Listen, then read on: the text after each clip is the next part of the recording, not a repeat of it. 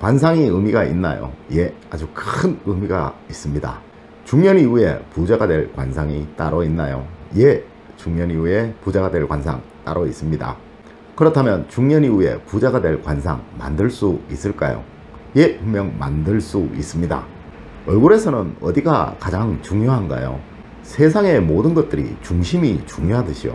얼굴의 기준이 되는 세로 라인과 가로 라인이 정말 중요한 겁니다. 그럼 이 라인을 잘 만들면 부자가 될 수 있나요? 네, 분명 모든 복을 다 받을 수 있는 관상 만들 수 있고 또한 이 관상으로 부자가 될 수 있습니다. 여러분 안녕하세요, 이정재입니다.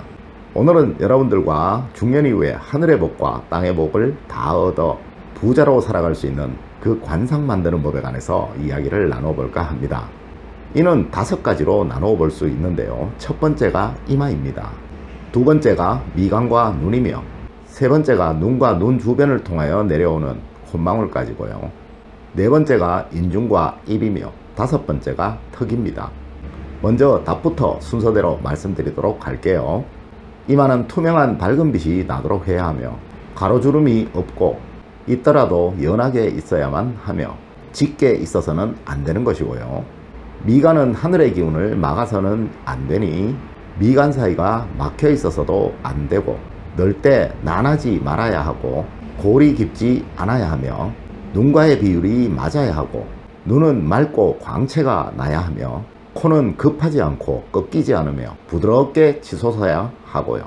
인중 주변은 평탄하되 넓어야 하며, 입과 범령으로 둘러싸여 보호를 받고 있어야 하고, 인중은 뚜렷해야 하고 삐뚤어지지 않아야 하고, 이것이 자연스럽게 입으로 연결이 되어야 하며, 입은 절대로 범령의 범위를 벗어나서는 안 되고, 턱은 이 모든 기운이 모여야 하니 선이 부드러워야 하고 각이 져서는 안 된다. 야, 어렵죠? 제가 봐도 어렵습니다.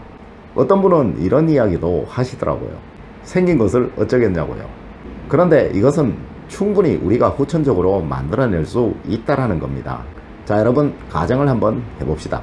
첫 번째, 그냥 사는 대로 모든 것을 체념하고 받아들이는 사람. 두 번째, 열심히 헤쳐나가려는 사람.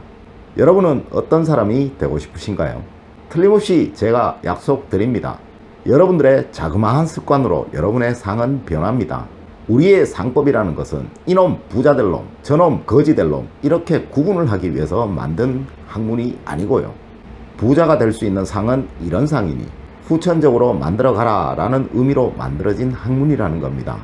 여러분들의 노력으로 얼마든지 여러분들은 후천적으로 좋은 상을 만들어 가실 수 있다는 거, 그거 제가 강조드리면서요, 앞서 말씀드렸던 그 어려운 말들을 해석해드리고 이해시켜드리면서 여러분들의 상을 바꾸는 그 방법에 관해서 알려드리도록 하겠습니다. 자, 우리 사진을 한번 보도록 할게요. 먼저 하늘의 기운을 제일 먼저 받는 곳이며 얼굴의 모든 곳으로 그 기운을 보내는 곳, 이마입니다. 앞서에서도 말씀드렸듯이 하늘의 기운, 즉 천기는 강렬하며 우렁차고 거칠다고 했죠. 이 강한 기운이 제일 먼저 이마에 부딪힙니다. 그래서 이마의 근골은 얼굴에서 가장 강한 곳입니다. 이를 머리카락이 순화시켜 주죠. 눈 위에 눈썹이 있듯이요. 그래서 앞머리는 눈썹을 덮지 않도록 하는 것이 가장 좋으며, 이마의 머리 윤곽선은 이 사진과 같이 각이 지지 않게 부드러운 라인이 나오도록 만들어주는 것이 가장 좋습니다. 또한 이 사진과 같이요, 이마의 깊은 주름은 운을 격렬하게 변동시키니 절대 좋지 못합니다. 이마의 주름은 물론 나이를 먹으면 피부에 탄력이 떨어져서 생기게 되지만요, 여러분들이 절대 인상을 자주 쓰지 않으신다면 이렇게 깊이 생기지 않는다는 거죠. 절대 여러분 인상 쓰지 마세요. 매사 편안한 시선을 가지셔야 하고요. 간혹 눈이 나빠져서 사물을 보는데 인상을 쓰고 보시는 분들 주름이 생기게 되는데요, 꼭 안경을 쓰시길 권해드리고 싶고요.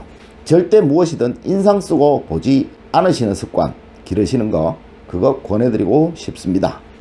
자, 다음으로 눈과 미간, 눈썹입니다. 눈과 눈썹은 이전 영상에서 제가 많이 다루어 드렸기 때문에 오늘은 이 미간에 관해서 말씀을 드리겠습니다.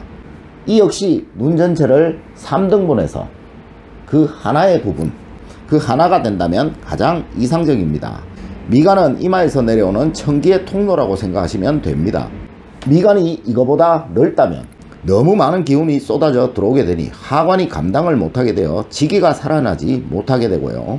이로 인해 인덕이 없고 교양과 지적 능력이 살아나지 못하게 됩니다. 반대로 이 미간이 좁다면 이마에서 내려오는 천기의 통로가 좁으니까 성격이 사납고 급하고 거칠어지게 됩니다.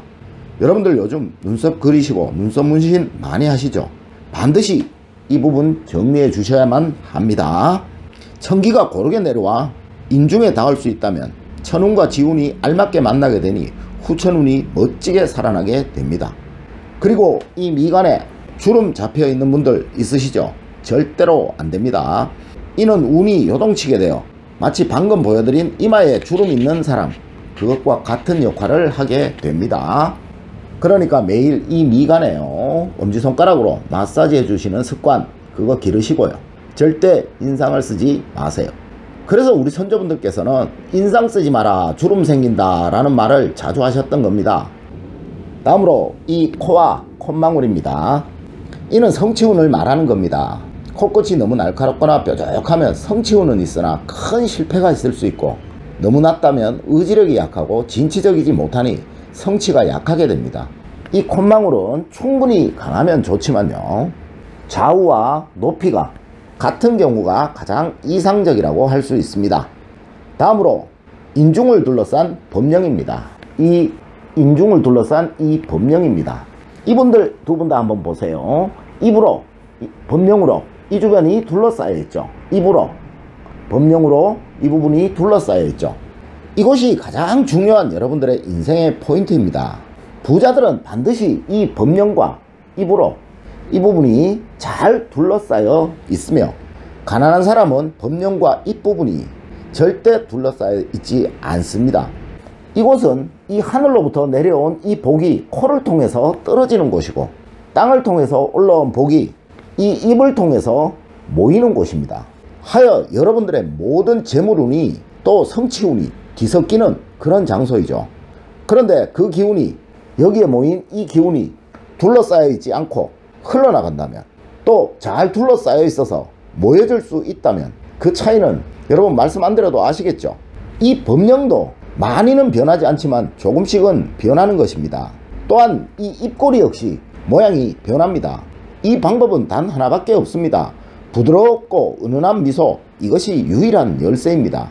여러분의 모든 복은 이 부드럽고 은은한 미소 하나로 모두 만들어지는 것입니다. 우때 크지 않게 경망되지 않아야 하고 동작이 커서는 안 된다라고 우리 조상님들은 말씀을 하셨었습니다. 이분들 보세요. 이런 미소를 지어야 된다라는 겁니다. 이런 미소를 지어야 된다라는 겁니다. 여러분 한번 해보세요. 이렇게 웃으면 반드시 입꼬리가 올라가게 됩니다. 또한 범령 역시 안으로 오므러들게 됩니다. 그래서 이 인중 부근에 모인 천복과 지복이 여러분들의 모든 복을 주관하게 만들어지게 되는 겁니다. 절대 입을 벌리고 크게 웃으셔서는 안 된다는 점 꼭 명심하세요. 입은 다물고 은은하게 늘 미소 짓는 그런 여러분들의 모습, 그것이 여러분들의 모든 운을 만든다는 거 꼭 명심하세요. 다음으로 턱입니다. 우리의 상학에서는 얼굴을 크게 세 부분으로 나누게 됩니다. 상정과 중정, 하정으로 나누게 되는데요. 이 하정의 모든 것이 입과 턱입니다. 입은 절대 크지 말아야 하며 작지도 말아야 하고, 턱은 땅을 차고 오르듯 해야 한다고 우리 선조분들께서는 말씀을 하셨습니다. 이 말은 이 입이 범령을 벗어나서는 안 되고, 또 이 범령 안으로 너무 들어와 있어서도 안 된다라는 그런 말이죠. 또 턱의 근육을 너무 강하게 만들어서도 안 된다라는 말입니다. 이렇게 하기 위해 가장 좋은 수단이 앞서 제가 말씀드린 부드러운 웃음, 은은한 웃음입니다. 아무리 입이 커도 부드러운 웃음을 지으면 절대 이 범령 밖으로 입이 나가지 않습니다. 또한 아무리 입이 작아도 은은하게 웃음을 지으면 범령과 맞닿게 마련입니다. 또한 이 웃음은 여기에 있는 이 턱 근육들을 풀어지게 만드니까요. 절대 단단한 턱 근육이 생겨나지 않습니다. 자, 여러분 오늘 이야기 종합해 보도록 하겠습니다. 모든 상은 이것 하나로 결론 지을 수 있습니다.